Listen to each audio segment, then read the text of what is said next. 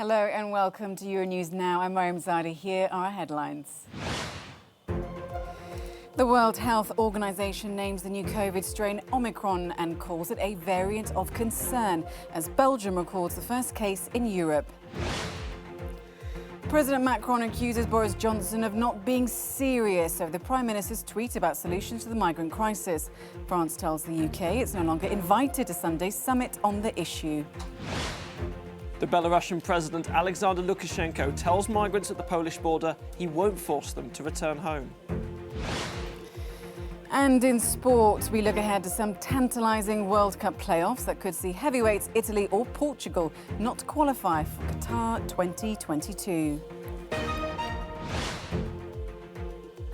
As Belgian health officials confirm the first case of the B11529 COVID-19 strain in Europe, the WHO names it Omicron and calls it a variant of concern. First detected in South Africa, it's now been recorded in countries including Hong Kong, Botswana and Israel. Analysis by the World Health Organization shows the strain has multiple mutations that could render current vaccines obsolete. The WHO have recommended against implementing travel restrictions, but the EU is advising member states to put an emergency brake on journeys from affected regions. It is now important that all of us in Europe act very swiftly, decisively and united. The European Commission has today proposed to member states to activate the emergency brake on travel from countries in southern Africa and other countries affected to limit the spread of the new variant. All air travel to these countries should be suspended. They should be suspended until we have a clear understanding about the danger posed by this new variant. And travellers returning from this region should respect strict quarantine rules. Belgium has announced new COVID-19 restrictions to tackle surging infections and to stop the spread of Omicron variant. From Brussels, Maeve McMahon says the government is calling it lockdown light. Belgium's heading into a 3-week lockdown, but it's a rather light lockdown and it's hitting one sector particularly. That's the hospitality and nightlife scene. We can take a listen now to Alexander De Croo, that's the Belgian Prime Minister, breaking the bad news down to the sector earlier in a press conference. Unfortunately, discotheques and dance halls will have to close their doors again. And I fully understand that this is a harsh message after the solution that we thought we had found last week. We know that it's a very, very negative message. But we really want to avoid too many people being too close to each other today. There will also be an 11 p.m. closing time for night shops. Now, pubs and restaurants are breathing a sigh of relief because they can stay open, but only until 11 p.m. Only 6 people can occupy a table and people are only allowed into restaurants if they have a COVID-safe pass. Now, justifying these measures, Alexander De Croo said earlier that the situation regarding COVID-19 in Belgium was worse than the worst-case scenario. He said it's not even COVID-19 anymore, but rather COVID-21 because it's 3 times more infectious and 3 times more dangerous than COVID-19 ever was.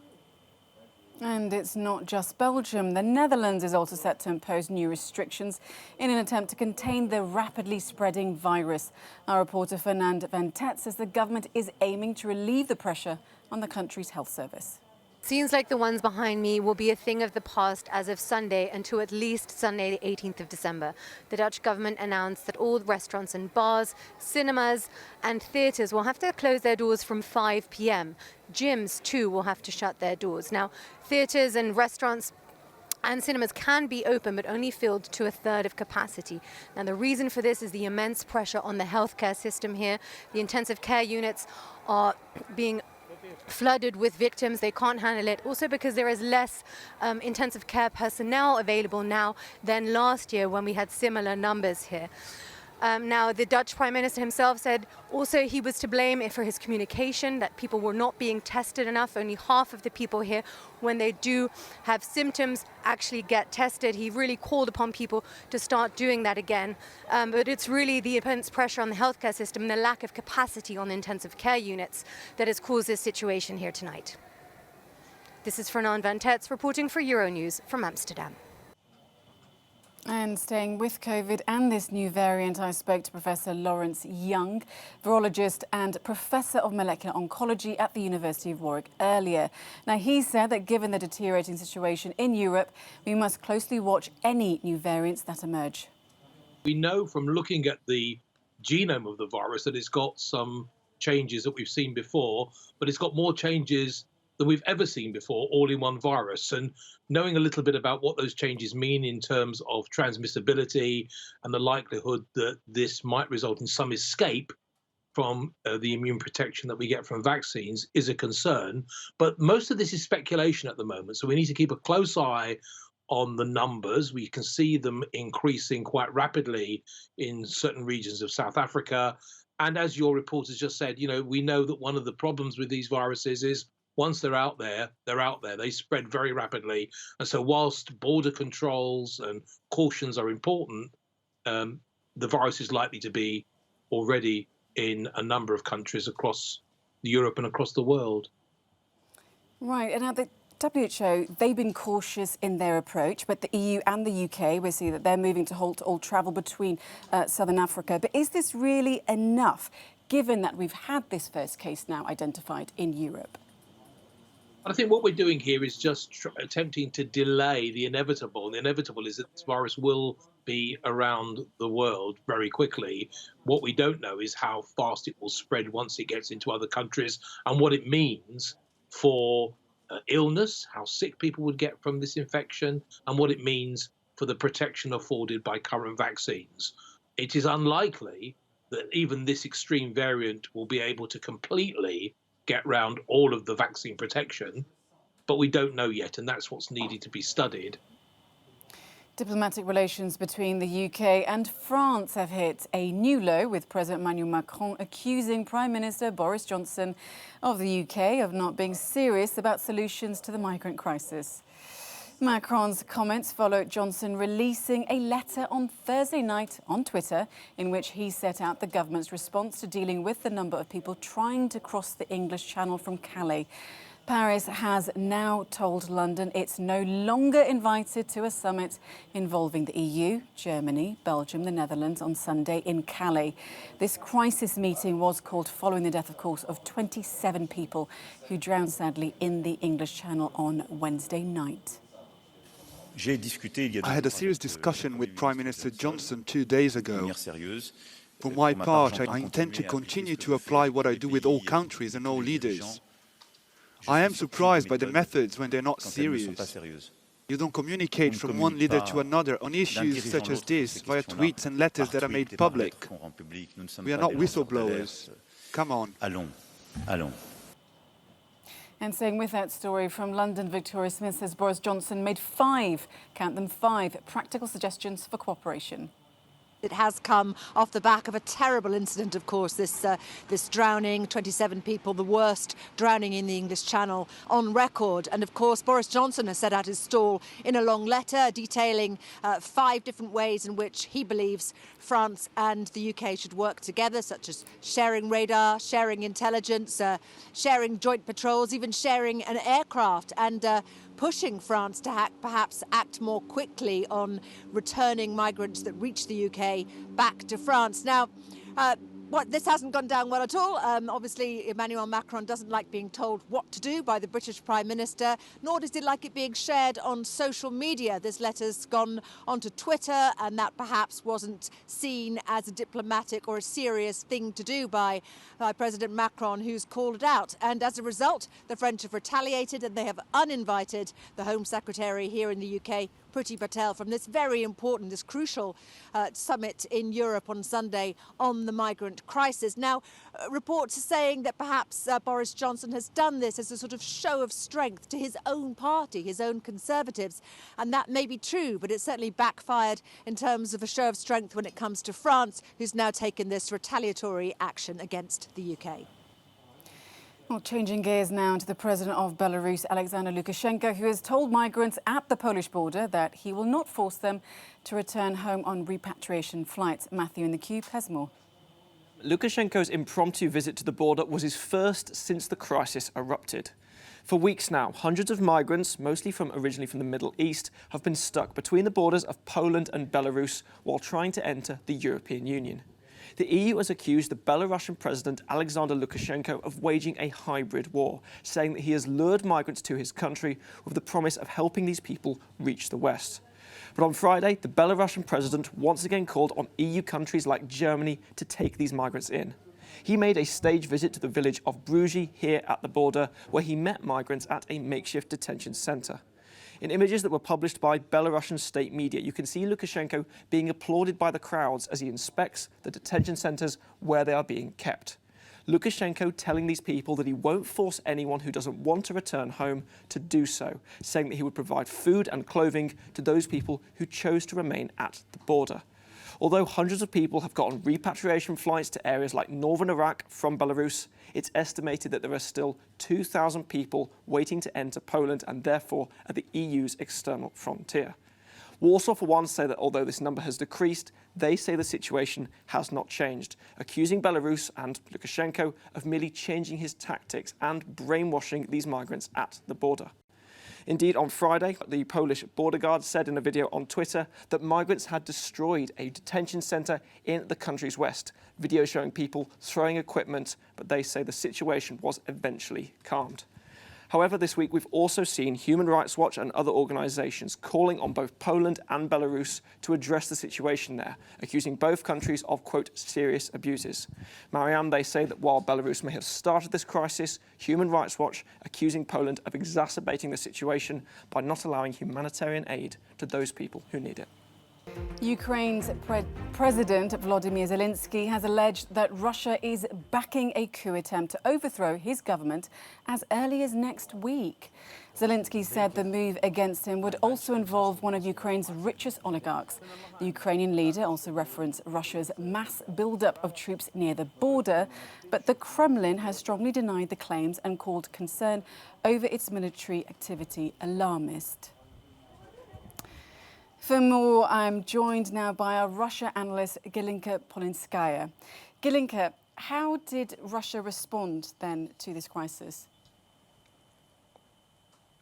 Well, Kremlin spokesperson Dmitry Peskov said that Russia never engages in such things and that there have never been such plans. We've heard that Mr. Zelensky mentioned Russians, a group of Russians and Ukrainians who organize a coup d'etat, and he also said that Rinat Akhmetov, a very rich Ukrainian man, could be also involved. This man is a mining and steel tycoon, and he also owns some media holdings, and recently those media were sharply criticizing Mr. Zelensky. We also know that several weeks ago the president of Ukraine signed the so-called anti-oligarch bill, and it is aimed to deter the excessive influence of rich people. There was also an idea to ban oligarchs from owning media, but this idea did not find its way into the bill. In any case, there are more questions than answers in this story, and Mr. Zelensky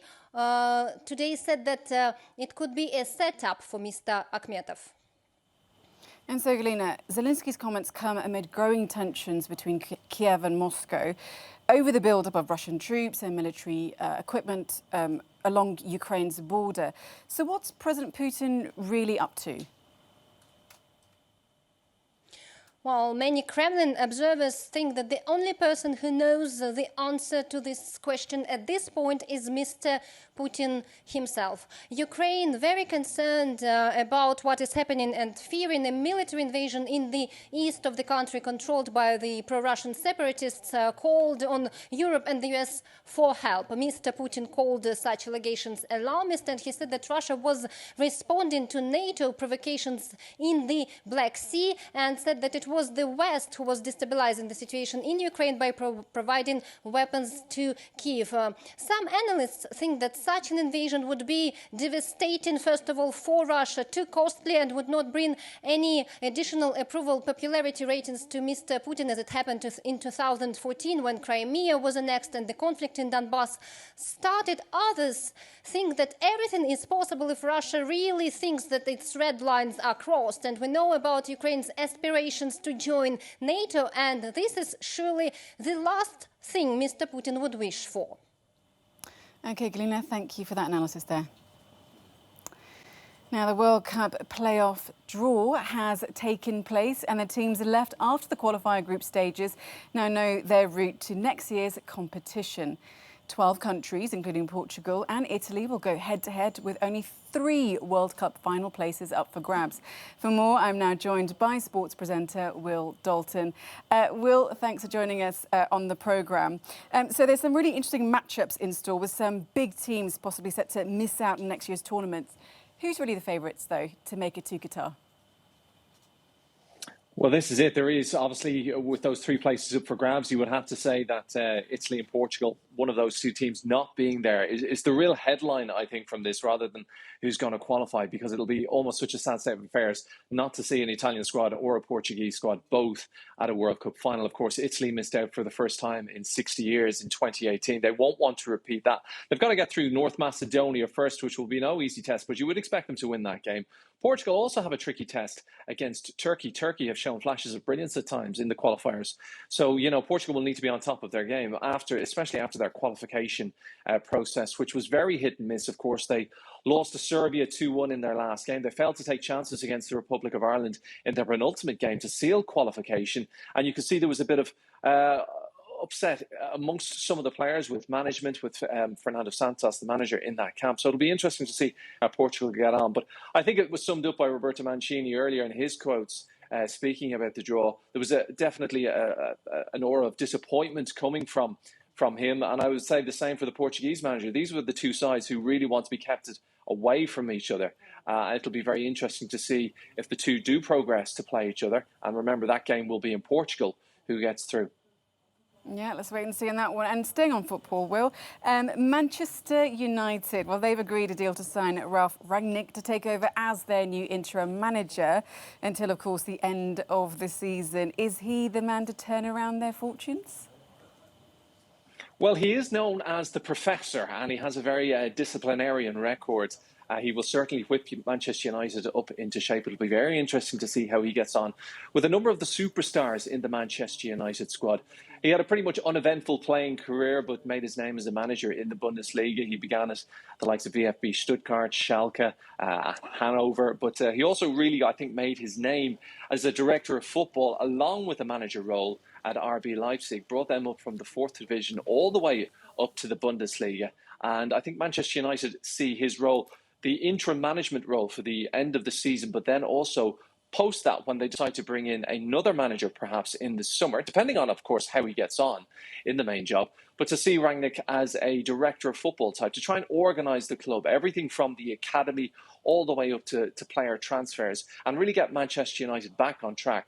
Because over the past few years, as we've seen, there's been no trophies. The fans have been very upset with some of the purchases, not all, but some of the playing staff and the type of football they're playing. He's well known for his zonal marking and what's called a gegenpress, which he has meant to have invented and influenced coaches like Jurgen Klopp and Thomas Tuchel, which is a real kind of fast, fitness-based pressing movement where players, when they lose the ball, press straight away to win it back. So it'll be very interesting to see how that reflects on the squad at Manchester United over the coming weeks. Well, it definitely will be interesting to see if he can do better at the wheel. Will Dalton, thank you so much.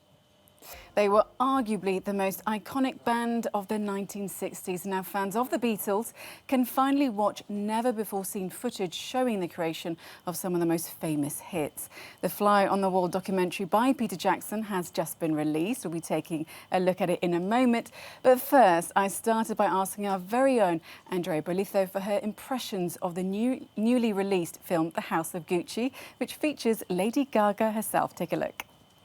It's an accomplished story showing how power works both in a business empire and within a family. So Lady Gaga, as you said, Mariam, she plays Patrizia Reggiani, who pays a hitman to murder her husband Maurizio Gucci, played by Adam Driver. Critics are really praising her star power, and I suppose this is no surprise to anyone who's, seen her on screen. And there's even talk of an Oscar. But I guess it would be fair to say that while perhaps the first half hour is a joy, the following 2 hours, maybe less so. Oh dear. OK, well, another thing, you mentioned Lady Gaga. I mean, obviously, she's a massive superstar, as you mentioned. Now, she's had to learn an Italian accent for this role, and there's been a lot of talk about this Italian accent.